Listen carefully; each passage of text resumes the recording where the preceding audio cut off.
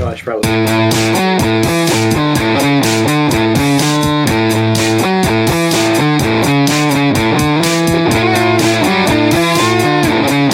right, hey, welcome to Chapter Chumps. This is the podcast where just a few guys, some guys, will talk about books. And there's no reason to make it more complicated than that. That's all it is. It's just like you had a long day. You don't want to listen to music. Yep. And you're like, I just want to listen to some guys just talk about books, you know? And that's what we give you. I want to listen to some guys, some normal-sized guys talk about some really small guys. Yeah, yes. In the woods. Yep. That's what I want. Where's that podcast? You know? Big guys talking small guys. Yeah. Big guys on small guys pod. Damn, that's... Where's that? That maybe should have been our new name. Yeah. We changed our name from Chapter Chumps to Chapter Chumps, but we maybe should have changed it from Chapter Chumps to Big Guys on Small Guys. Big Boys Do Small Men, the podcast. Okay. Big Boys Do Small Men podcast. I like it. It's clever, you know? It rolls off the tongue. It does. It's highbrow. Ooh, no. This is it. We'll be Big Dude Small Men, BDSM. What do you think? Oh my God. What do you think? Yes, that's, oh my gosh, that is it. Yes. So, yes. I mean, that's who we are. That's what we do. You know, like, yeah. That's why the people flock to us. So good. That is so good. I have to turn off my my Patreon notifications because I don't need notifications when they're probably flooding in, all the people joining our Patreon, right, Josh? I got 2 emails before we started. It's like, I don't need to know when we put out a podcast. I'm recording the podcast. Plus, like, all the people who are joining, like, we get a notification every time, and it's like, okay, like, I got to put it on mute after a while. Well, I'm certain whoever's running the Patreon does. I don't run the Patreon, so this is a good. I don't get that notification. This is a good opportunity to just plug it right up front. Hey guys, girls, non-binary pals, we have a Patreon that we launched, and we're doling out some of that good shit. We're actually today we uploaded our first bonus episode, which is season 0 is what we're calling it, where we're reading a different book series. Did you like merge the entire season together because you said it's one upload? No. I'm doing it per episode, one episode at a time. Okay, that'd be like freaking. That's probably it would be many hours. Yeah, that would be many hours. What was it? It was 35 episodes. Each one's about an hour and a half on average, I'd say. So yeah, about a full day of content of just us talking. Patreon.com/ChapterChumps. You can spend a whole day listening to us talking. Yeah, if you feel like, you know, you listen to us on the regular and you still haven't gotten your Big Dude Small Men fix, then, you know, we'll plug that for you. We're plugging it. We'll plug the hole in your heart. We'll plug that hobbit hole. We'll plug Big Dude Small Men. Big Dude Small Men hobbit hole, sized hobbit hole. Josh, you care to weigh in here? Anything to add?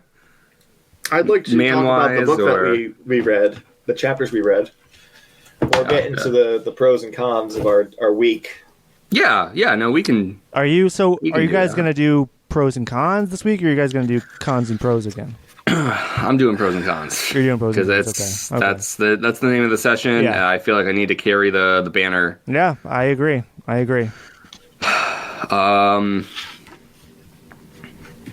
All right. Well, so pros. Josh is going to do cons and pros. He's going to do. He'll always do cons and pros. I mean, Josh is a contrarian. You know. No, I said I like. That's the con that he comes from. Yes. So. Oh, he's my dope panics. He likes to end on a good note, on a positive note, but he also is a contrarian. Yeah. I am so sick of contrarians these days. Here we go. He's doing it. He's doing it. What am I being contrarian about? I'm saying that I am sick of contrarians for the sake of being contrary. I am continuing the conversation about contrarians. Oh, what contrarians are bothering you, or what are they on the contrary about, Josh? People, I just mean people who are contrarian for the sake of being contrarian, and who think that being contrarian makes them smart somehow. You see that just spread all over the internet. So it's Star Wars, isn't it? Not specifically Star Wars, but I have seen it there. Yes.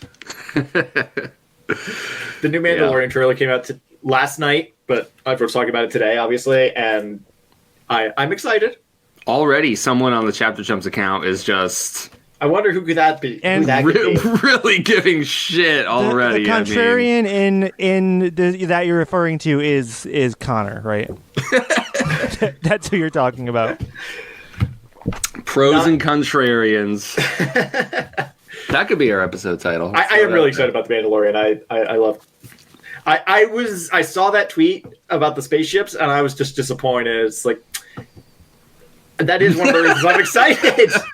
It's not the only reason I'm excited, but it's one of them. I like TIE interceptors. I mean, the thing is, I get it. It was just funny because the tweet that we're referencing, the guy was like, "You can't tell me we are in a golden age because of these spaceships," and I'm like, "Yeah, fuck the plot, right?" Yeah, no. His point was, God, there's a spaceship.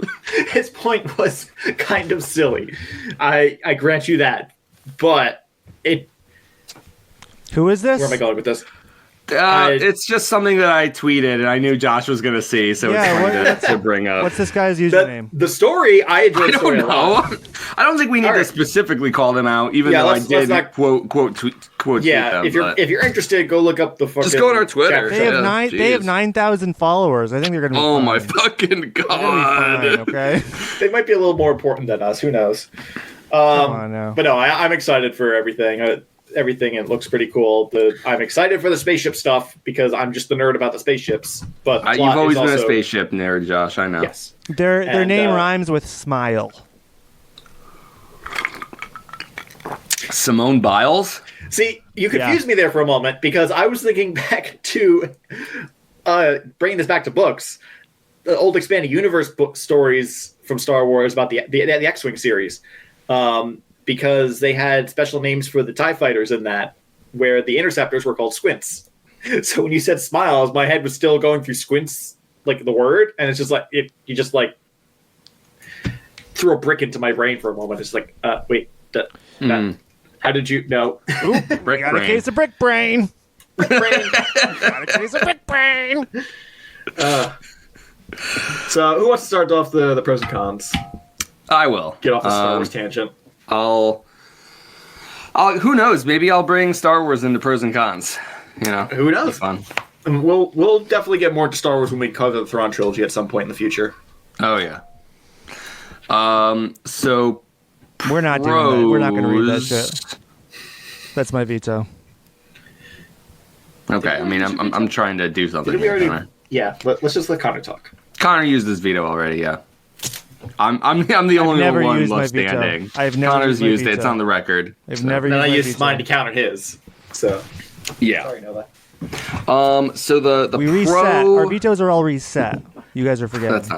That's not true. The pros here is man.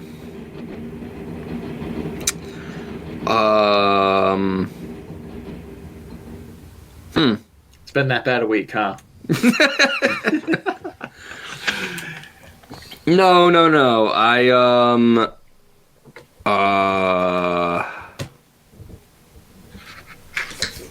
It does kind of feel like I don't know what to say now that I'm put on the spot here. I mean, you put yourself on the spot. I might have to do cons and pros, guys. I might have to be a contrarian and do cons and pros. I'll get around to the pros after. Okay, so the cons. The cons. Boy, you know what? I don't know if I can do this right now, guys. Someone else needs to go. I did put myself on the spot, but you know what? As host, I kind of have the power to be like, you know what? Let's pass it. I'm going to pass it along. I pass. There's no power in it. This is you fumbling the ball. This is you fumbling. Nothing's the fumbled. ball. No. I pass. That's a major. It's not a fumble. It's not a fumble. Major fumble. No, I'm just passing. You can go first, Connor. No, you fumbled it. What do you mean no? And you kicked it over to me. Well, I'm passing it to you. Yeah, I mean, I had been thinking about this. The pro is very, very hard for me to think of. I don't. It's been fine. You know, it's been a fine week, but I don't know. It's just but the small little bright spot in kind of the gray week for me is I got the new GBV record in the mail, but a week and a half before it comes out, La La Land. Wow. And so this forced me to kind of reset my turntable and get that working again. And so I've been spinning it and getting a lot of joy out of it. Yeah, I mean, that's it. Did I tell you we were using a record player to play old Christmas vinyls over the holidays at my parents' house? No. That's fun. So usually we either pull up like Spotify or some old CDs that we've been listening to for 25 years, but the CD changer broke. And last Mother's Day, my brother got my mom a turntable / CD player radio combo thing. And this year she asked for like a special like cabinet to put it on and store all the old records that she's suddenly been collecting. Like literally records from like the 80s and maybe the 70s and some 60s stuff. I don't know the exact dates, but they're vintage records. Nice. And we had like a stack of like old Christmas ones that had been sitting in the basement and that my uncle dropped off as well. And so just every night at dinner, because we had to be in the dining room and couldn't watch TV due to my brother's surgery, couldn't be at the kitchen table. We were just playing Christmas music on a record the entire time. And one night my parents, I was asked to start the record and I went up to it and it's like, I know what to do. You put the needle on the record and you play it. And it took me a good 2 minutes to figure out how to start the record. I felt really foolish, the 21st century techie, not knowing how to. Yeah. Oh, did Josh?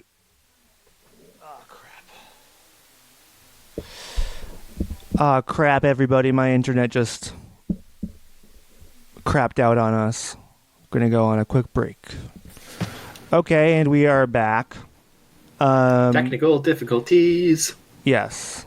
As for my con, the biggest issue really for the last couple of nights, last night especially, is my neighbors again. My upstairs neighbors are very noisy.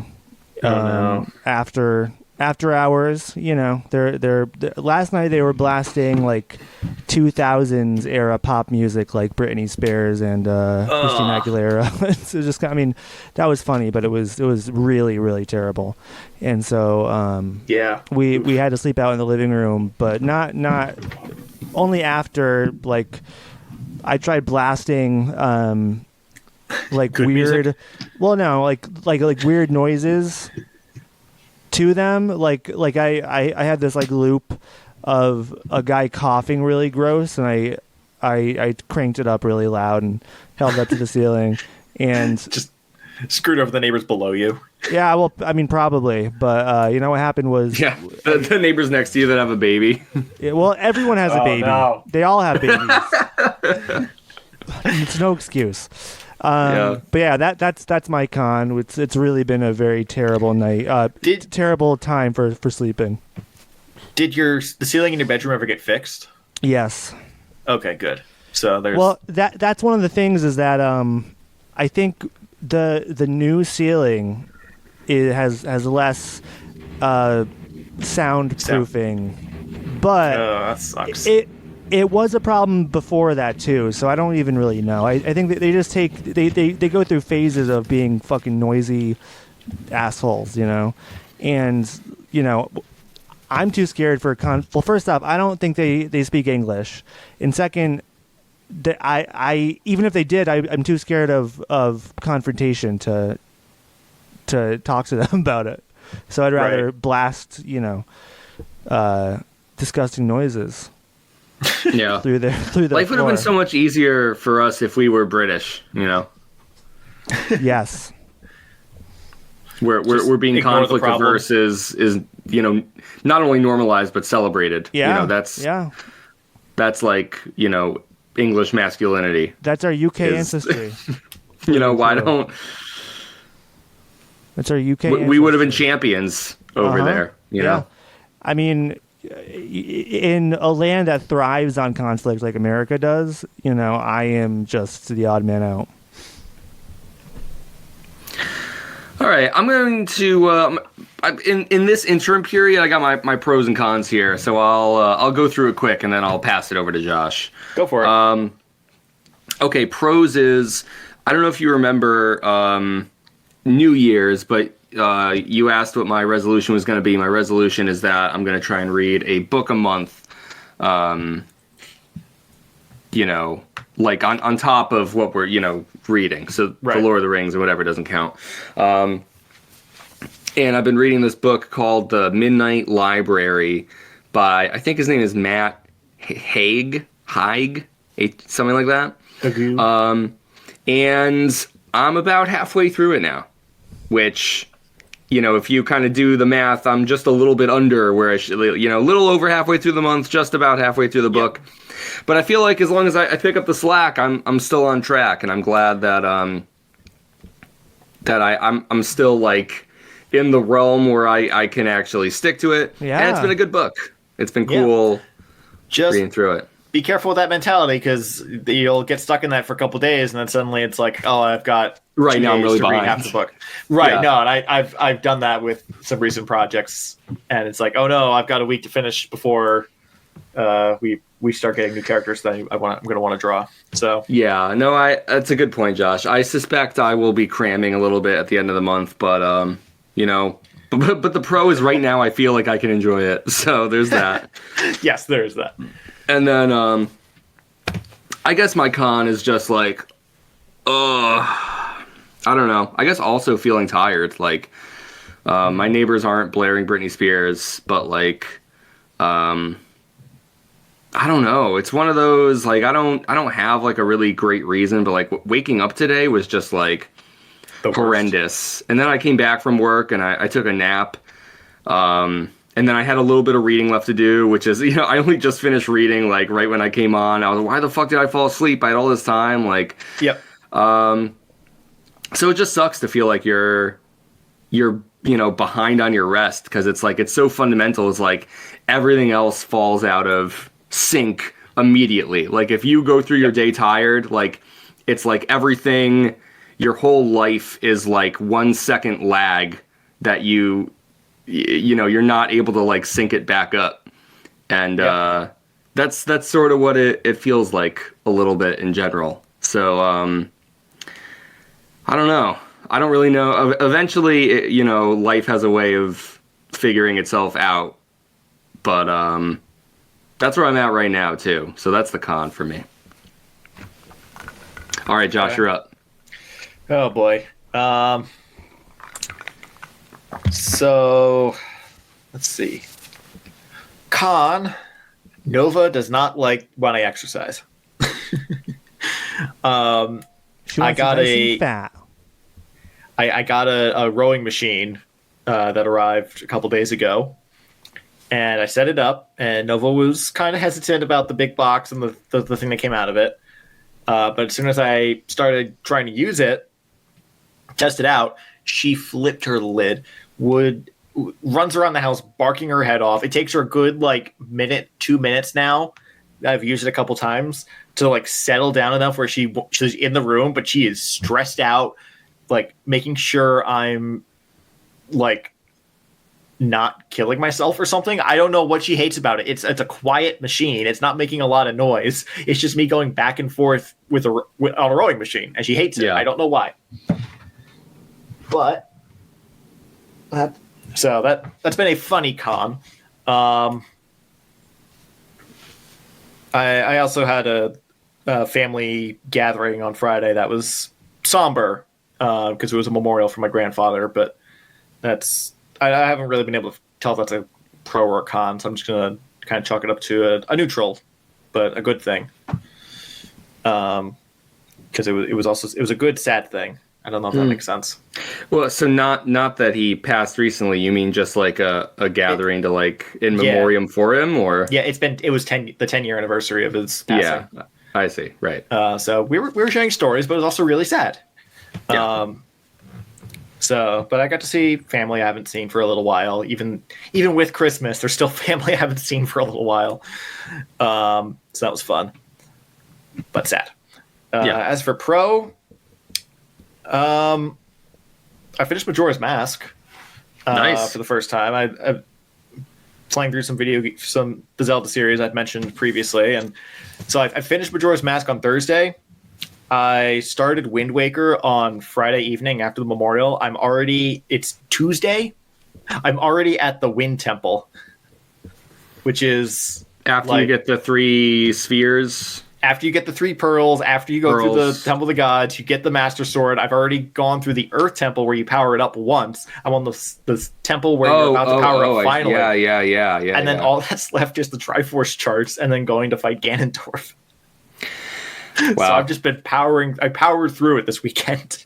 Nice. But I love the game. It's such a fun game. And Majora's Mask took me like 2 weeks following an online tutorial. And now here I am. The only thing I looked up was where to find those stupid kids on Windfall Island because I was just walking around for half an hour like, where the fuck are these little shits? What'd you think of beating Majora's Mask for the first time? It was kind of trippy. I think I was expecting something a little more Ocarina of Time-esque. Seeing as they're literally like almost the same game, but having watched some videos afterwards and people were explaining how Termina, the setting of the game, is maybe like an alternate reality or like the mental creation of the Skull Kid, it kind of makes a bit more sense. It was still a fun game, frustrating because it's like a 30-year-old game. But it was interesting. I found music I had heard before but didn't know what the context was for it, and I figured out how to use an emulator, which is going to come in handy because there are some games in the franchise that cost a lot of money to get. I thought you were playing it on the GameCube bonus disc I saw you had out on New Year's. That was only Ocarina of Time. I thought it was the collector's edition that had both games on it, but it's just Ocarina of Time. That's the Ocarina of Time and Master Quest. Yeah.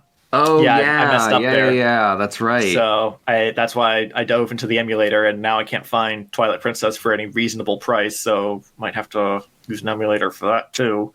Gotcha. But Tears of the Kingdom is coming out in May, not March, like I previously said.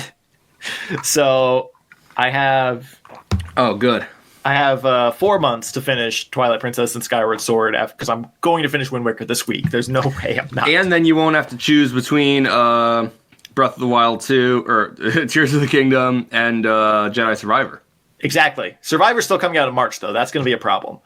Because I'll probably be in I might have to take a break from Zelda and then jump into Skyward Sword after I finish Survivor. We'll see.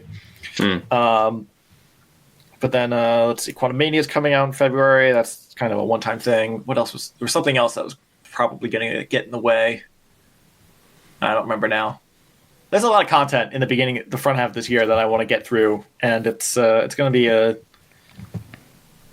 balancing act between work and play and creative stuff I want to do and reading and getting Nova the exercise and love she deserves and all that. So it's going to be an interesting few months. It's a lot. Yeah. So it's a minefield of pros and cons to walk through. So I've been rambling on too much. Let's talk about the fucking story that we're here to talk about. Let's talk about The Hobbit. Big dudes talking small dudes. Big dudes, small men, the podcast. Wait, we're talking about... I thought we were talking about There and Back Again. Yeah. Okay. Same I was thing. Same confused. thing, buddy. Didn't mean to confuse you, but it's the same damn thing. I was quite confused. Okay. I was muted. Whoops. What are we drinking tonight, boys? Water. Connor. I have a actually I did a little bit of a remix tonight. I got a Coke Zero Cherry in a can, and I have a Dr. Pepper Zero also in a can. Why is that a remix? Because two different things. Yeah, but you're like drinking them back to back. You're not. It's not like you mix them together. I don't know. We'll see. Things might get crazy tonight. Who's to say? Keep us updated. Might do a suicide. What's that? You know what that is, right? No, that's what I'm asking. Nope. What is that? That's when you go to the soda machine and you combine all the sodas available and you drink it. Put them all together. It's called a suicide. Oh. That would take too long with some of those other machines. There's like 100 combinations or something. Yeah. I mean, it would be a Herculean task on one of those Coke Freestyle machines. Now, when you say that, you're referencing Hercule from Dragon Ball Z, right? No. There's a character called Hercules on the Disney Channel show Hercules. It was an animated show in the 90s. Gotcha. Yeah. That's where that reference came from. Okay, so he was named after Hercule from Dragon Ball Z is what you're saying. You remember Hercule from Dragon Ball Z, right? You know who I'm talking about, right? No, I don't. No. Can you explain?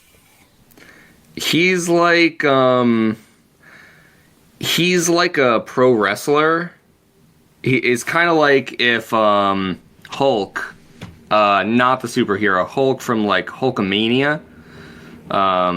That's who Hercules is based on. Hercules is based on Hulk Hogan. That is actually like the reality. You're getting lost in the weeds, my friend, because now I know you who you're are talking not about. thinking about Hercule. Now I know who I know who you're talking about now. You remember, right? Yeah, You remember Hercule from Dragon Ball Z. That's the namesake of Hercules from the 90s animated cartoon. I think actually Hercule is based off of Hercules. I don't Combined with Hulk Hogan. You think they did a soda remix? They did a remix, yeah. Yeah. Josh, you know Hercule from Dragon Ball Z, right? I do not. Do you know Hercules from the titular animated Wait, Josh, you watched all of like Dragon Ball Z Abridged. You're telling me you don't know who Hercule is? They don't talk about him? I don't think he shows up in the Abridged series, no. The Abridged series only goes through the Cell Saga. Does he show up after that? No, he's a part of the Cell Saga. Am I misremembering a different character then? He's not a big character. No, I mean, he doesn't really do it. He's great. He does have more to do in the Majin Buu saga afterwards, but he definitely is in the Cell Saga. I mean, it is an abridged series, so they probably cut anything with him. Yeah, I guess so. Oh, well. Anyways, let's talk about The Hobbit. You know what's funny is that his name is like Hercules abridged. Hercule. Right? Yeah, that's funny. That's like a really funny thing to like say. Thank you. I'm really glad that you were like, you know what? I'm going to open my mouth and say this. That was like funny like when you did that. Sometimes you just got to do it, you know? That was like really cool. Sometimes you got to drop a knowledge bomb. You gotta drop a truth bomb, bro. Drop a truth bomb on. Oh man, open a window. Somebody just dropped a truth bomb. I think the truth smells lovely. Brittles in the dark. All right, Bilbo wakes up alone in the dark, and as he crawls around, he finds a ring. and puts it in his pocket. What? Yeah, okay. He finds a ring. Immediately I'm thinking of that new TV show, The Rings of Power. Exactly. That's what Immediately. your mind should be going to. The Rings of Power. Yep. That and that alone. And then as he continues to stumble around, he finds an underground lake. And there he meets the creature Gollum. They play a riddle game. If Bilbo wins, Gollum will lead him to the exit. If Gollum wins, he gets to eat Bilbo. Bilbo does eventually outsmart / kind of cheat Gollum, asking what's in his pocket. But even though Bilbo's not very trusting of Gollum, he doesn't really have a choice but to hope that he'll stick to his end of the deal. Gollum's like, yeah, I just got to go look for something first. Can't find what he's looking for. Realizes what must be in Bilbo's pocket. Bilbo puts on the ring, makes himself invisible, unbeknownst to him at first. Gollum runs right by him. Bilbo follows Gollum to the exit, leaps over him, makes it past the goblins, and escapes the Misty Mountains. At last. Yes, he lost a few buttons along the way, though. He did. So there's a lot. There is a lot. I didn't have as many notes this time around as last week, but yeah, there's definitely a lot that happened. I mean, this is a big chapter. We get introduced to some very large, characters and concepts that. Well, you know what? I'm the one who have said that we shouldn't really be talking about a lot of stuff having to do with stuff that we haven't read. So let's not get too hung up on that. But this was a big chapter, especially for establishing certain things. So this was cool. Connor, I'm interested in your thoughts on this chapter. How did you feel reading through it? So here, this is my big reveal for this episode. I feel kind of guilty. I feel if it doesn't feel right. This is when we find out that he's actually read all the Lord of the Rings books and just finished yesterday. I feel like he's about to say that he actually didn't read all of the chapter or something, and he had to read the Spark Notes version. Okay, so that's probably more likely. So here's okay. So why do you have super glue? I'm working. This is not super glue. This is nasal balm. This is. Oh. I put this. It's a cream I put in my nose, in my nostrils. I get it. During the winter time, I get really hard boogers, and it's very dry up there. So I have to. All right, let's not stall for time here, buddy. Let's hear what you have to say to the group. So, I realized today that I was just not going to have enough time to read because these are longer chapters. Yeah.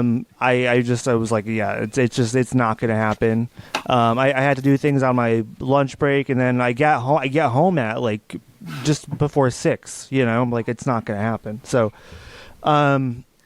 what I did ingeniously is, I listened to the audiobook version of these 2 chapters. Oh. I did on my commute back and forth from work. That's smart.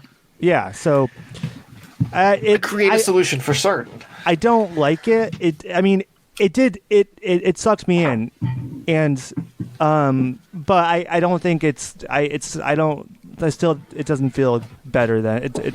Reading is better to me than the audiobook stuff. But the really cool stuff, the cool thing that happened though in doing this is I just was like, okay, I'll do a free trial to Audible and I'll just get the fucking Hobbit audiobook, whatever. So I'm listening to it, and we get to Bilbo meeting Gollum, and suddenly the guy narrating does the Gollum voice, like perfect. I was like, "What the fuck? This guy is Gollum," and it's narrated by Andy Serkis, who literally is Gollum. He reads the book. I didn't realize that until I heard Gollum fucking yelling at me. I was about to say it is The Hobbit. They probably got the actual actor to voice it. Well, I mean, it's only a guy he's reading the entire book, so okay. He's just narrating, he's voicing the whole book. So to hear actual Gollum, I was like, what the fuck? This is crazy. And he really sucked me in with his performance. But yeah, the chapter itself was very exciting and fun. Obviously, you bring the ring into the mix, and that just ups the. I mean, it's different. It's different now than when this book first came out, right? We all have an idea of what the ring is, even if you don't really know, like myself, we all know of its importance. But you do kind of know. Yes. So instantly it's like you got an elevated heart rate. You're like, oh fuck, shit's gonna go down now. He has the ring.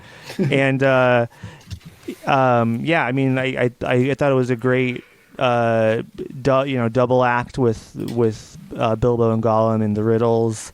Very, very tense. I thought it was a very good chapter.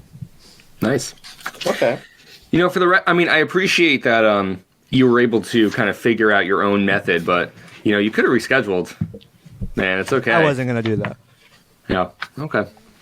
Did you listen at regular speed, or did you speed it up at all? No comment. I'm just curious. Gollum at 5 times speed. No, I ended up doing 1.2. 1.2 speed.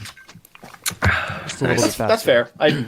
When I'm watching like a YouTube video, like the kind of stuff that's listing off information or kind of almost like a lecture kind of video, I usually have it at like 1.5 to 2x speed, depending on how fast the actual narrator is. Yeah,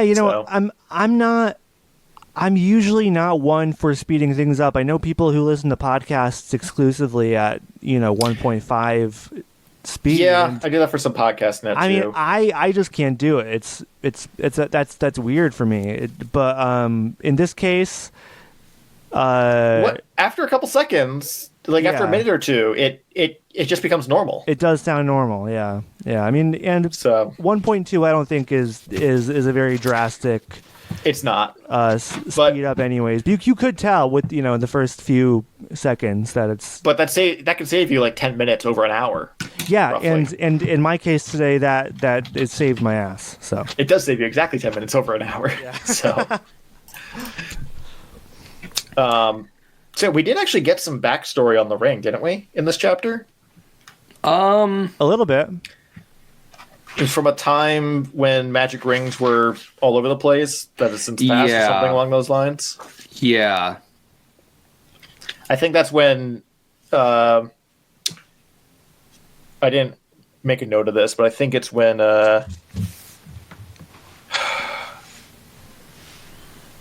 when Bilbo first puts it on? Yes. And he realizes he turns invisible? Yes, exactly. Or when the narrator, Tolkien, tells us that it it's going to make him invisible. It takes them a moment to realize. I love when he first turns invisible and he shouts out, "I'm the Invisiboy!" That was my favorite part. Everyone knows that line. Everyone quotes it. It was just so. It was just such a fist in the air moment. I'm the Invisiboy. And then immediately followed by Tolkien saying, "Sorry to stop the story here, but I need to mention something. I am Dr. Michael Morbius." Yes. Right? Yeah.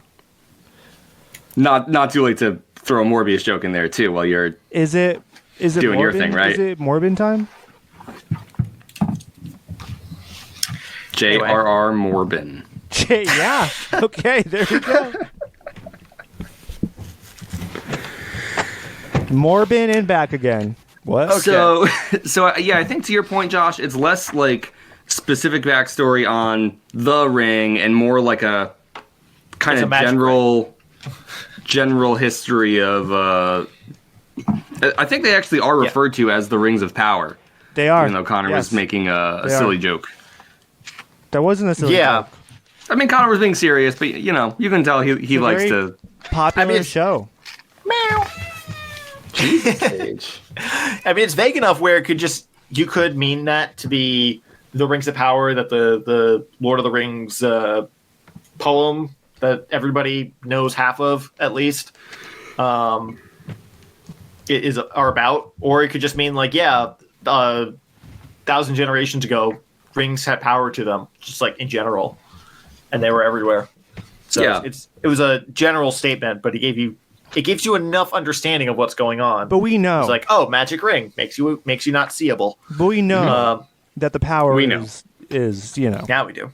So actually, to that point, I do have a pair of notes here. At the beginning of the chapter, it's right after Gollum first appears. I'm sorry, right before the riddle begins. The riddle competition begins.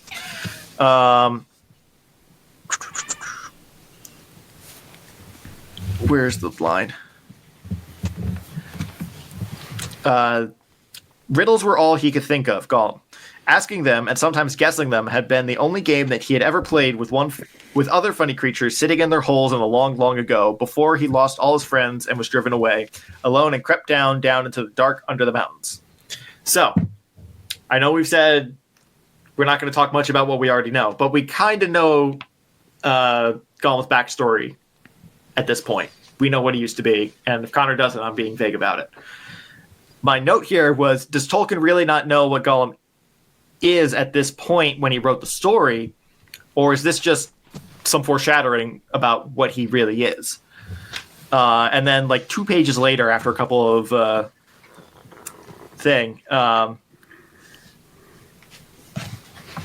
I'm sorry, 2 pages later, after the 4th riddle, the one about an eye in a blue face saw an eye in a green face.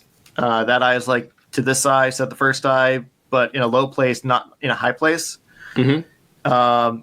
Gollum brought up memories of ages and ages and ages before, when he lived with his grandmother in a hole in a bank by a river. And I wrote by that one, like, okay, he knows what's going on. Yeah. I also thought it was interesting that Gollum has to call up on his memories to answer some of these riddles, especially considering, who's posing the riddles to him. So Tolkien's definitely aware. I do wonder, I think we mentioned either in the previous episode or the first one, I do know that this chapter was definitely changed after its original publication. And I wonder if this is one of the things that Tolkien ended up taking another pass at as he was... I don't know if The Lord of the Rings was already published or if he was still in the process of writing it. But I do know that this is a different version of events than what was in the original publishing of The Hobbit. Back in the 30s. Interesting. I didn't know that. Yeah. So I would lean to that was a change, yeah. So thanks for bringing that up. Yeah, we can... Also, I don't know. Be good to look into. Even though I read this book previously, I never realized, or I must have forgotten, Gollum is actually a guttural swallowing sound that he makes, and that's why he's called that. I never connected that before. I just thought it was just him. But he self-identifies as my precious, which is also a little confusing because that's also what he calls the ring. Yeah. I also picked up on that, was thinking about it. I was wondering if Bilbo thought that Gollum was referring to himself as my precious, because that was his assumption. And then later we kind of come to realize what he's really talking about or talking to. The ring. But well, no, none of it's super clear right now. I don't feel like. Well, in that same paragraph where he describes Gollum, and And when he said Gollum, he made a horrible swallowing noise in his throat. That is how he got his name, though he always called himself My Precious. So that's the narrator saying that. Yeah, I see. But the narrator could be Bilbo, depending on how you look at the story. I guess, but sometimes the narrator is definitely Tolkien, because he'll just say stuff like, Bilbo doesn't know what the fuck's going on, you know? Fair. So. But yeah, I mean, I think it's kind of a mixture of, hey, we're reading kind of the inception of something that we know is going to be very important moving forward, and also taking in like all of the kind of like cultural background that we're aware of, and you know, our experiences with the films and things like that. It's kind of a lot. I don't know how to piece it all together like exactly at this point, but it did make for a very interesting chapter. I felt like, to kind of read the beginnings of it. Mm-hmm. I liked. I don't know. I thought there was a lot of cool things in this chapter. I liked that we found out that the what is it, like the dagger that Bilbo has, which is essentially like a sword to him, is elvish as well. Yes, it also glows in the dark. And it kind of, I don't know, it's one of those things, it doesn't matter that everyone has like an elvish thing now, but it makes me think, like, I wonder if Tolkien will ever have an aside as to like why in that cave there was just like a treasure trove of like all these famous elvish weapons, you know? I'm certain that exists somewhere. If it's not in this book, it's in another one of his works. I guarantee that. I would imagine, yeah. But yeah, it's kind of funny. They all stumbled onto it. But I like that Bilbo has that. And let's see. Oh, another thing, Josh, to kind of what you were talking about, like sort of linking Bilbo and Gollum. They're both described, when they're about to engage in the riddle game, they're both described as anxious and trying to learn more about the other before taking like any kind of action. And Tolkien literally uses the same wording to describe their similar dispositions. Not similar, like he repeats the same line, almost back to back. I think that's just before they agree to the riddle game. And the riddle game itself I thought was cool too. You know, I like that it's not just the first thing that they thought of. You know, it's kind of like this old tradition, you know, it seems like that they have in the lands. And it's a well-respected game, like a battle of wits. Most of the riddles, I had no fucking clue what they were talking about. But yeah. I did get the riddle about the darkness and time. Those ones I felt like I understood. But a lot of them were weird. Yeah, I mean, I understand them once you read the answer, but I'm not great at riddles like this style. And honestly, if I was to be posed any of these, I would guess like man, time, water, the ocean or something, and then I'd probably die because I guessed too many wrong answers to the Sphinx or whatever is posing these ridiculous questions in the first place. Yeah. But they felt more like it's less about like if you think about it, you'll get the answer, and it's more like just like a shared cultural knowledge, like this is the riddle and this is the answer, you know, like yep.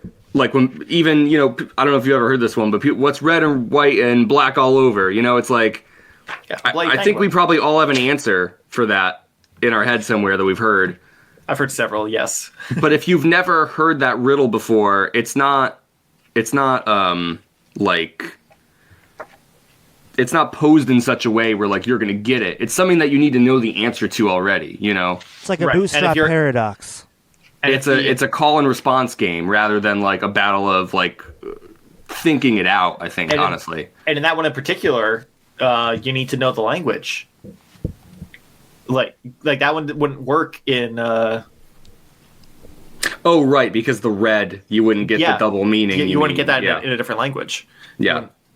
So you guys have figured out what riddles are. Yeah, we have. Yay! Next time we'll find out what similes are. Yay! I think I'm just going to touch on a couple more things here, and then if there's anything else you want to jump around at, sure. Let me know. Oh, I honestly, actually, as I'm going through it, we already touched on a lot of them, but the one that I did want to mention, there was a line. I don't know why I didn't write down the page number, but there was a line that said something about the Goblin Wars of which so many songs had been sung. That line appears somewhere in the chapter, and I remember reading it. Yeah. I took a note of it because in the last episode we were talking about, like, what's the deal with all the singing, and, you know, aside from kind of joking about it or posing our own thoughts on it, I was like, oh, you know, I guess some of it is like a means of like recording and sharing their history too, you know. You're right. That is a good point we did not think of last time. Yeah. Songs as a means of preserving history. Because we don't really do that as much these days. Songs are not as... I mean, there are songs that carry on history and songs that have historical context to them. I mean, We Didn't Start the Fire is loaded with it. Just to... Yes, off the it's top of my a head. classic historical epic. Yes. But, like, poetry, prose, and songs, those aren't used as history teachers much these days. So, I didn't pick up on that, but that's a good catch. Yeah. You know, and then obviously sometimes they just sing because it's fun. Because in the next chapter, the goblins are like, "You're gonna fucking lay it on fire, and then we're gonna fucking eat your bodies." Like, that's not, you know. So it's the whole spectrum. I mean, to be fair, that is half of Goblin history. Yeah, So that's like Goblin History 101. That's Andy like, Serkis, his rendition of that song was phenomenal, by the way. Did he actually like sing it He did to a sing it. melody? Yes, he did. Yeah. what melody did he use? 'Cause I don't that remember. was like That's really I don't cool. have any memory of it, but it was good though. Wow, it makes me want to listen to the Hobbit audiobook now. That's cool. I don't know. Maybe you're onto something there, Connor. if there's just like a certain critical density of songs in the book, we just got to switch to the audiobook. Is that what we're saying? So I did have one more note in this chapter, and it's right as Bilbo passes Gollum and runs up the cave, invisible. Mm-hmm. Gollum says, "Thief, thief, thief, Baggins, we hate it, we hates it, we hates it forever." Not doing the Gollum voice, I can't do that right now. Yeah. And but this is, I'm pretty sure, the first time Bilbo actually becomes a thief / burglar. Yeah. And the I thought about it, the stash we just mentioned where the source came from the trolls, I don't think counts because it was less like burglary and more just like looting the spoils of a battle. Plus, he had help from Gandalf and the dwarves in that case. This is the first time he, by himself, stole something and burgled somebody. Even though he didn't intend it at first, that's what happened. Yeah. I'm sorry, officer. I didn't mean to steal, but he was threatening to eat me. No, I like that point, Josh. That's true. Because, you know, again, not to be all stupid and coy and tiptoe around it, but we recognize how important it is that Bilbo has this item. And the fact that it would be the first real thing that he takes does make it seem even more significant to, like, his shift. Yep. There is that line when he picks it up. Tolkien says something like it's he didn't know it at the time, but it was a turning point in his career. He writes. Yes. Yeah. And it turns out it's his career as a burglar. Yes. Yeah.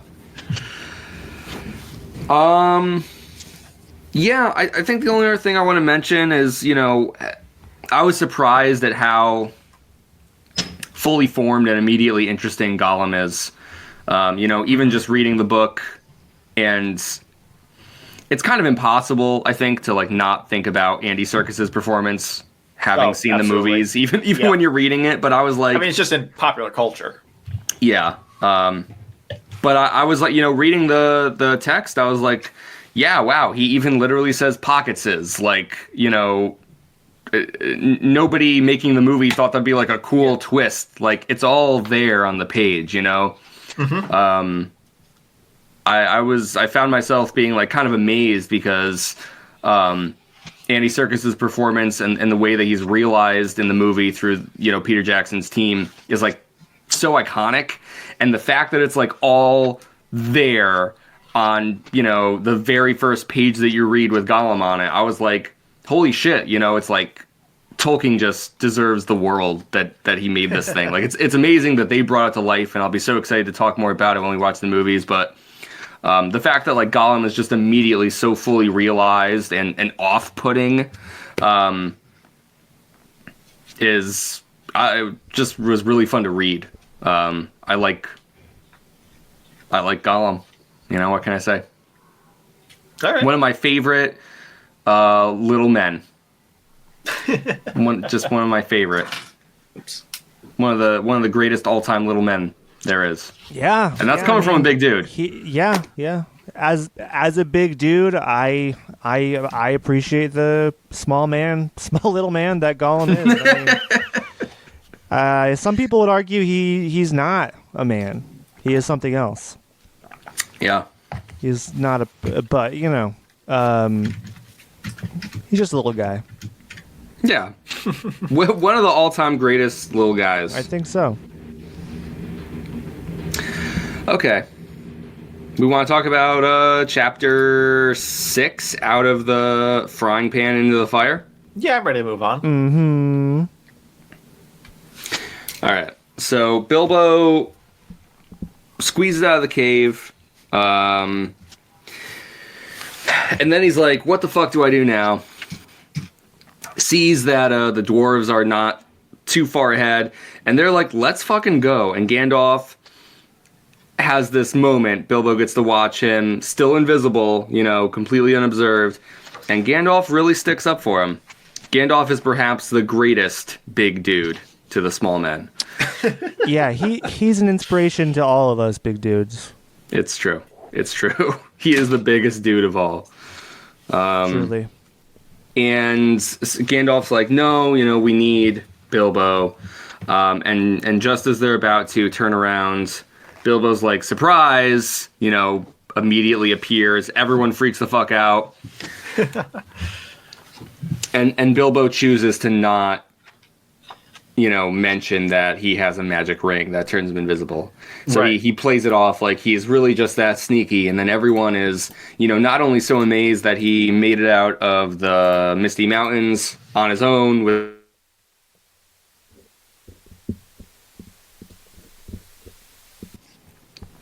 All right, so I think where we're at here is going over the chapter summary for chapter 6, Out of the Frying Pan into the Fire. So Bilbo, he makes it out of the Misty Mountains. He still has the ring on, so he's invisible. And he sees that Gandalf and the dwarves are up ahead. And he decides he's gonna sneak up on them a little bit. And as he approaches them, he hears the dwarves are like, oh my, you know, we can't fucking stay here, blah, blah, blah. And Gandalf is like, no, listen, we gotta go back for Bilbo. Gandalf is like the MVP. And then Bilbo, he takes off the ring, sneaks up on everyone. Everyone's like, holy shit. But of course, you know, Bilbo neglects to mention that he was invisible with a magic ring. He kind of plays it off like he was really that tricky and really that sneaky. And so not only does he make it out of the Misty Mountains on his own, but he also sneaks up on the party. And so he kind of garners their respect for the first time here. And then we also mentioned, like, it's kind of interesting that he uses the ring. Like, it's also the ring that kind of grants him this respect here for the first time as well. And then sure enough, they decide, you know, obviously they have to keep going. If they stay where they are, the goblins are going to come. So they continue on as a party. Eventually, it's nighttime. They make it to this clearing. It's ominous. They hear wolves. So the wolves, wargs, show up, and the group scrambles up into these trees. And the wolves are talking about how they're going to, like, fucking kill everyone. And they have this plan with the goblins to go, like, eat a bunch of people. Like, it's kind of funny because Tolkien at first describes them as, like, evil wolves. And I'm like, you don't have to be an asshole, dude. Like, they're just wolves. And then he, like, doubles down. He's like, no, these wolves are fucking evil. These are the worst fucking wolves you can imagine. They team up with the goblins. The goblins know how to use fire, and they just kill everybody. Yes, yeah. In fact, the only reason they're here in the first place is so they can team up with the goblins. Yes, this was like their meeting place, and they're like, what the fuck? Where are the goblins? Of course, the Goblin King is dead. All the goblins are freaking out. Yep. But anyways, the wolves are like, hey, fine, we'll wait. And then the goblins are going to show up later, too. So to try and get out of it, Gandalf starts throwing flaming pine cones at the wargs. This draws the attention of the eagles, which are also not just like regular eagles. They're like massive fucking magic eagles. Yep. And so the Lord of the Eagles is like, hey, what's going on down there? They go down, save the party, Gandalf, Bilbo, and the dwarves, bring them to their like nest, their eyrie on the Misty Mountains. The party gets to rest up. They get to have a meal. And then the eagles are going to take them pretty much as far as they feel like it before they don't want to get too close to the affairs of men. They're going to drop them off somewhere, and then the journey will continue from there. But that's what we get here. Even the chapter kind of ends. It's like, and so concludes the chapters of the Misty Mountains, and it's like, yep. So it feels like we get like a nice clean break from like this part of the story, and we're sort of moving into whatever the next round of adventure is going to be. The Desolation of Smog. Yeah. Yes. Yeah, maybe this is where the first movie ends. I'm not sure. I think it is actually where the first movie ends, right after the Eagles save everybody. So, yeah. So, I got a couple notes, but they're mostly just comments on the story, I think. Sure. If you want to go first? Or... Yeah, I mean, how was this in the audiobook version, Connor? It was pretty exciting. I mean, it was like riveting, but it was also a little bit confusing during like the fight scenes, because I was like, is he saying wolves still, or is he saying wargs or warks? I was like, what the fuck? So it took me a while to figure out that those were different things, and it was like, well, the wargs are wolves, but a different. Yeah, they're not. They're evil wolves. Yeah, yeah. But the wargs are the wolves in the story, is what I'm trying to say. Oh, they are? They're not two separate things? No, the wolves show up. So, and Tolkien's saying that these, what we think are wolves at first, are not just normal wolves. They are wargs, which are more evil than normal wolves. Gotcha. So he's saying, yeah. It was just weird because it was like wolves were referenced, and then wargs and wolves and wargs. So it sounded to me how it was read that it was two separate creatures. So that's where my confusion came from. Wargs are wolves, and they were kind of used interchangeably. It's kind of like squares or rectangles. That kind of argument. Yeah, but like if you were writing a book about squares, you wouldn't just like call them rectangles, like. Like go back and forth between calling them rectangles and squares. Or actually, it's probably more akin to rhombuses and squares. Rhombuses are squares, but not squares are rhombuses. But they kind of are because it's just rotation. But you're being really pedantic about it. Yeah, so. But just like Gandalf. That might have been one thing where if I read it on paper, maybe I could have got like understood that better than because it was a fast moving thing, and I was just because at first I was like, is he mispronouncing wolves? And I don't know.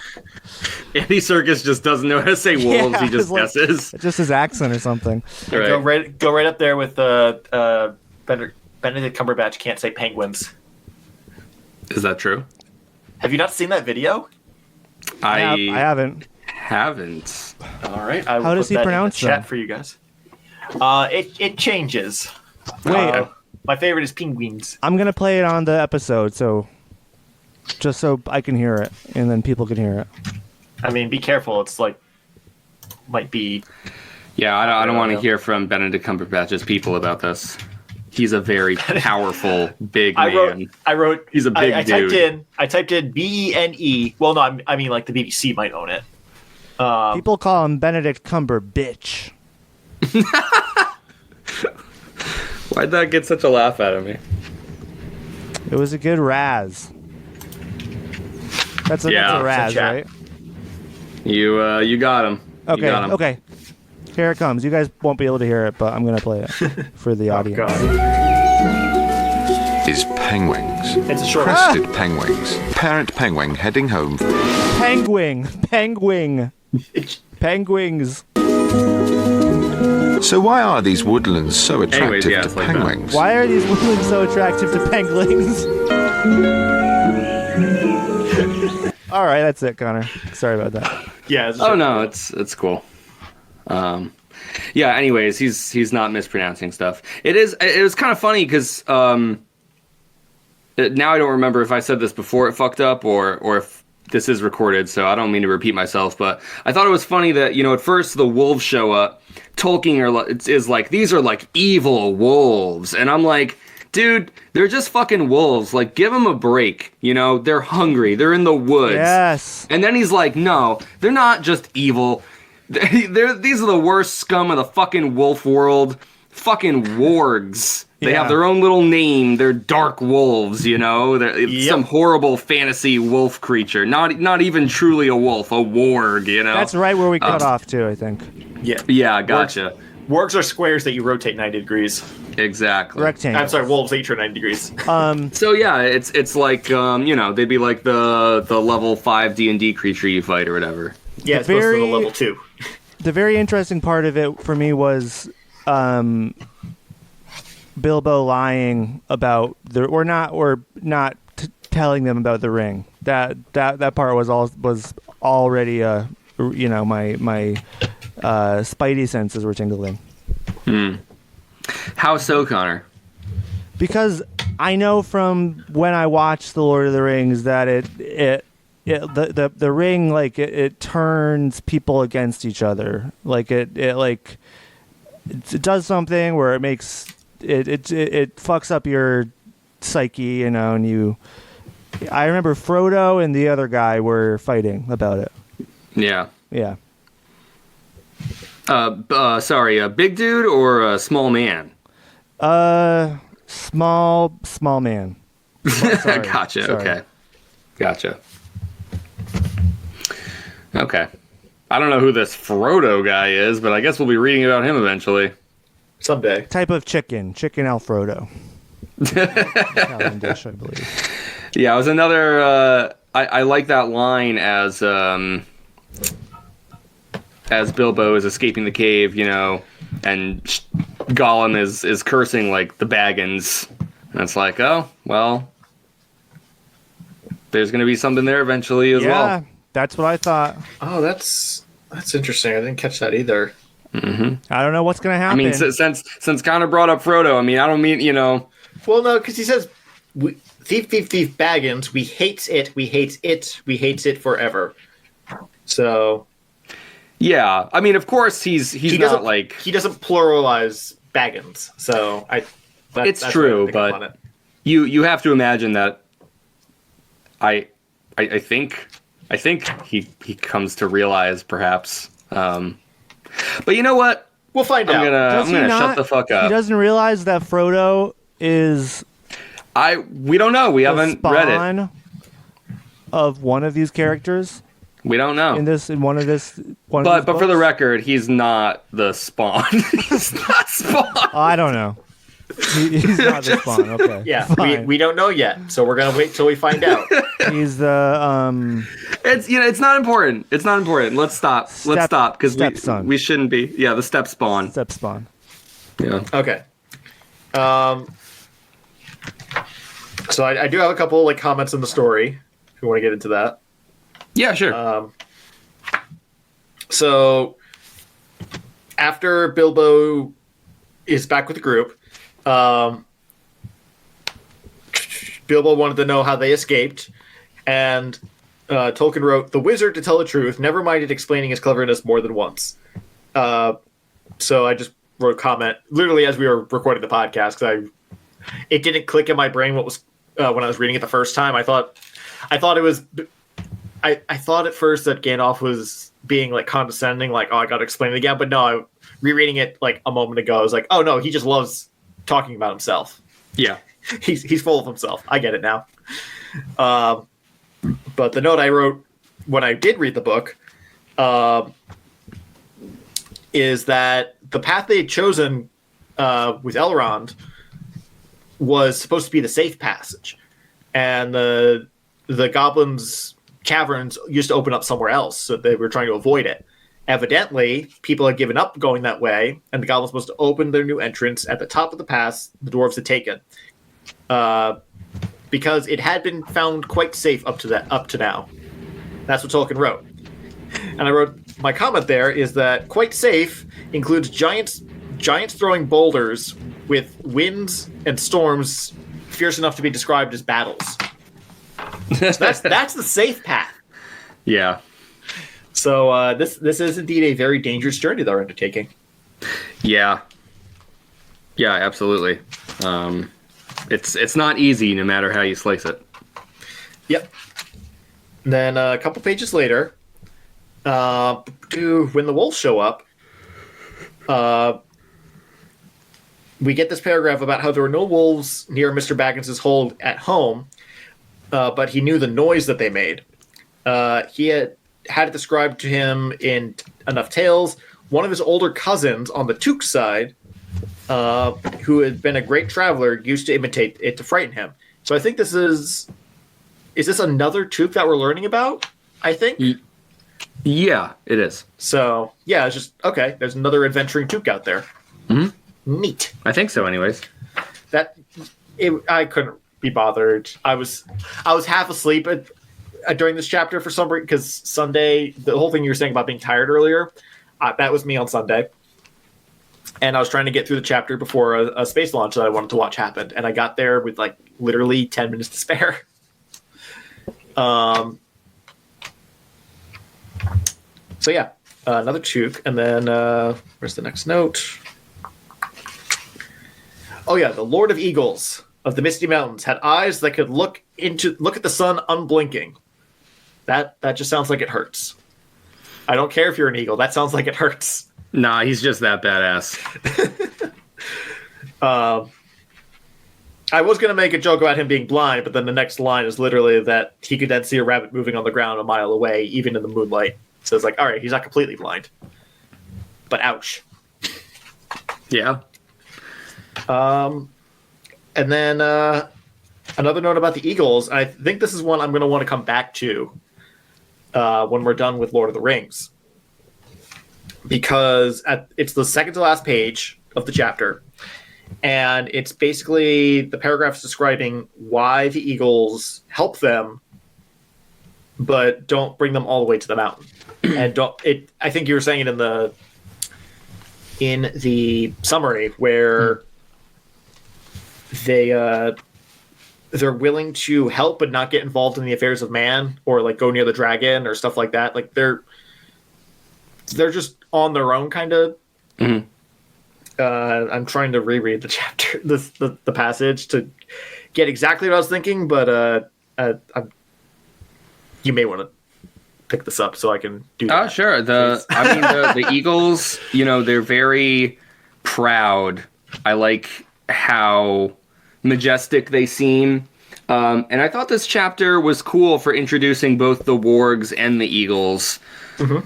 Because you can think of them, or rather, like, at first you might be thinking of them like as regular animals because they're kind of referred to as such. But you kind of understand through the context of the story and the way that Tolkien writes them, they're obviously so much more than that. And similarly, like it's not that there aren't wolves. And it's not that there aren't eagles. Like, I think you're made to realize that there still are just, like, normal wolves and normal eagles. And these are kind of, like, old magical beasts, from, like, another time, it feels like, another world kind of mixing with our own. It makes me think of, like, Princess Mononoke, if you've ever seen it, and, like, the giant wolves that, well, there's giant animals of all kinds, but the giant wolves kind of guard the forest, and they're massive. They're like magical forest spirits, really, and they can talk. But then there's like also just regular animals. They're like kind of the strength of nature, symbolized through this like amazing creature. Something that's more than just what we see in nature. Something like beyond our regular understanding. And we see like both sides of that here. So the wargs are kind of like the warped evil version. Like there's like a corrupt aspect to nature. And then there's sort of this like amazing ultimate like good form that I feel like the eagles take, and it becomes very clear, like they're not just like big eagles. They are, but like, they have their own affairs and society and wills and whims, I don't know. I guess they just seem, they're larger than life. Mm-hmm. I really like that idea of just like taking an animal and making it big. And it's like, oh, so it's just a big eagle. And it's like, no, that's just what it looks like, really. But it's like beyond all of that, It's smart. Same thing where you take a dude and make them small. It's like the same idea, just implemented differently. You're right. I don't like that you're right, but you're right. Yeah. You're welcome. So yeah, what I was getting back to why the Eagles are helping them is they owe Gandalf, or rather the Eagle Lord owes Gandalf a favor for saving him from a wound. But they don't want to go anywhere near where men live because they'd shoot at the eagles, and because they would think the eagles were after their sheep, which isn't necessarily wrong. It's just what they would think if they were bringing the dwarves and the party to the Lonely Mountain. So I think we should revisit that passage with the eagles when we're done with Lord of the Rings, because I know from pop culture that the eagles coming to save them at the end of fucking... Well, we'll talk about it, Josh. Yeah. The eagles coming in at the last minute is a contentious bit of pop culture. So there's a lot of last minute saves in The Hobbit. I mean, last episode we were saying, isn't it funny how, Gandalf is the one doing all this stuff? Like, they get into trouble and then Gandalf saves everyone. But then, here for the first time, someone has to save Gandalf too, even though he kind of gets the ball rolling. Yeah, I mean, it is Gandalf is the reason they get saved, but Gandalf the book admits that he's afraid too, doesn't it? The book admits that Gandalf. It does. Is you're afraid. right. Yeah. Which I thought was interesting. Yeah, it is. Especially, I feel like Gandalf is usually portrayed as like, I don't know, kind of always has everything under control, knows like literally everything. But here it's like, oh my god, there's like 100 wolves. Like, what do we do? Fire does nothing. Yeah. The goblins are here again. Ah, shit. Yeah, I like that. The goblins are threatening. The wargs are threatening. I'm glad that they're in like real danger. And there is like that continuing pattern of like, each chapter presents its own like problem, little mini adventure sort of, and then they get out of it by the end. It concludes. So it kind of does have this like cyclical feeling of like, okay, here's the next thing to go wrong, and then they're fine again, Yeah. But I think it works. It still makes for like an entertaining and fun read, and we get talked about I think definitely a good portion of like some interesting lore and tidbits that we kind of get, and we know are going to be more important as we read. So I think this has been the two most interesting chapters for me so far. I really liked reading through these two, for sure. Yeah, they were good, and I feel like they do a good job at kind of, I don't know, putting things into the next gear, a little bit within the story. It feels like things are getting faster and more faster and more intense, more interesting. more layered. Yeah. All right. Yeah, those are good points, and I don't really have much to add to them. I don't think they're my favorite chapters of the book, but they were entertaining, and I wish I was more awake when I was reading them. I need to work on that. I'm still working on that. Oh, looking at my notes, there was one more thing I wanted to say. Go for it. I did feel like there has been an aspect that I did feel like makes the books feel a little more dated, or rather it's like, oh, like this is some of the things that I feel like make it feel like kind of a product of its time. But when Bilbo and I think you were talking about it, Josh, you were talking about how Gandalf doesn't mind repeating his cleverness and all that. But when Bilbo comes back to the group, he's like, Gandalf, what the fuck happened? How did you, come back and save us and this and that? And then Gandalf is like, yes, let me tell you everything. Like the story just completely stops and you get every detail about what Gandalf did from his perspective that we, and then it's like, oh yes, now I know everything, because I feel like in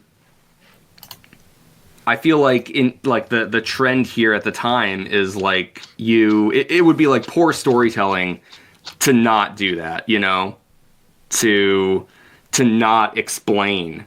And so you get like these moments where the story kind of really goes out of its way to be like, oh, well, if you're questioning this, if you're wondering why this happened, it's because of this. And you just get like the full breakdown of Gandalf's itinerary during that time, which is fine. It's not like particularly like engaging or like super well told, but as I was reading through it, I was like, this makes the book feel older for sure, because no author would do this now. No one would just be like, okay, hold up, before we move on, let me just clear up what was happening. But it would just be like, why would you do that? Why would you drag your entire story to a screeching halt? Now you bring that up, I've definitely read books where that's happened. From that era, Tolkien's probably the tail end of what you'd see in like Verne or H.G. Wells, where it really would just be like, yeah, we're doing the story, and then we're just going like a 10-page diatribe about why this is a thing. Yeah. Oh boy. Right. Yeah. Before we go on, we all need to be in agreement on this. Yeah. Let's make sure we all understand. There are squid in the ocean, and that's why Captain Nemo is there hunting squid. It's like, you could just said he's hunting squid. Yeah. I don't know if that's actually what happened. It's just like that's. I remember getting into things where reading stuff like 15 years ago, where it's just like, is he really talking about this? Why are we going into whaling stuff? Yeah, we need a full, thorough explanation for why these things are happening. Right.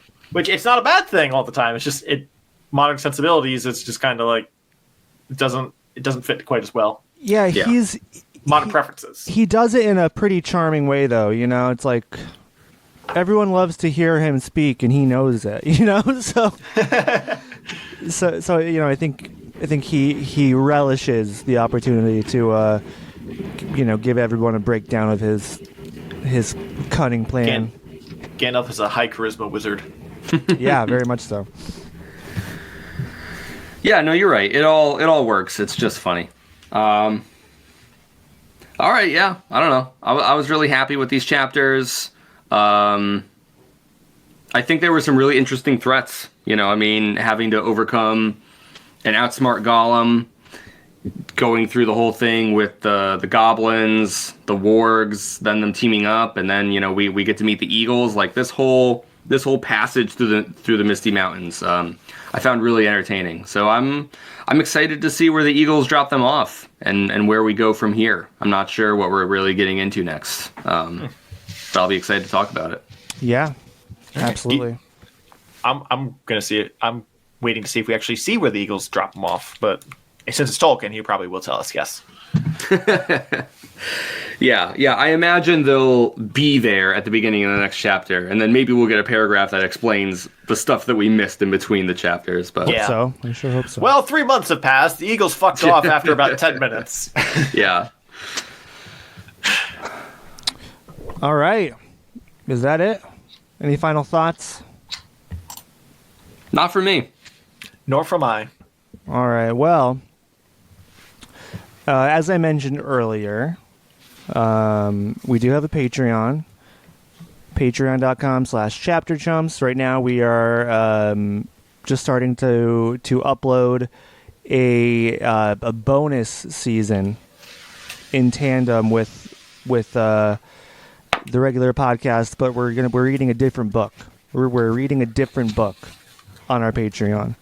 Hitchhiker's Guide to the Galaxy by Douglas Adams. So sign up to get access to that. You get access to full citizenship, which means you can vote. Wait, Connor. What's up? I'm sorry to interrupt, but are you saying that we're offering double the weekly content for just $1 a month? Oh no, I'm not. No. Oh. That would be the $3 tier. Oh, wow. Wait a minute. Wait, so you only get Can you tell we practiced this? the Hitchhikers episodes with the $3 tier? That's not the $1 tier? I mean, I don't actually know. You don't know? Okay. I don't actually know. Gotcha. So you have to go on and figure it out. But either way, I mean, it's not a lot. So I'm pretty sure it is the $3 tier, and if it's Okay. not, Yes, then the it's an I $1 fucked tier up. is voting for our next books when we get to that stage. I know that's what it says, and supporting us but I don't know as if we that's accurate. and supporting us so we can create other projects as well.